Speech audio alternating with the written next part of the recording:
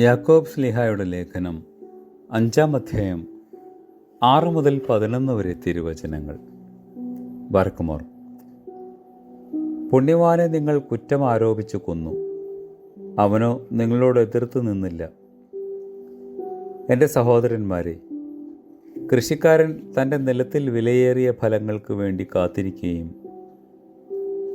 മുൻമഴയും അവസാന മഴയും കിട്ടുവോളം ദീർഘക്ഷമയോടിരിക്കുകയും ചെയ്യുന്നതുപോലെ കർത്താവിൻ്റെ വരവ് വരെ ദീർഘക്ഷമയോടിരിപ്പിൻ.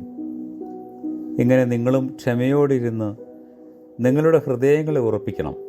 എന്തെന്നാൽ നമ്മുടെ കർത്താവിൻ്റെ ആഗമനം അടുത്തിരിക്കുന്നു. എൻ്റെ സഹോദരന്മാരെ, നിങ്ങൾ കുറ്റം വിധിക്കപ്പെടാതിരിക്കേണ്ടതിന് ഒരുവന് നേരെ ഒരുവൻ പിറുപിറുക്കരുത്. എന്തെന്നാൽ ന്യായവിധി ഇതാ വാതിൽക്കൽ നിൽക്കുന്നു.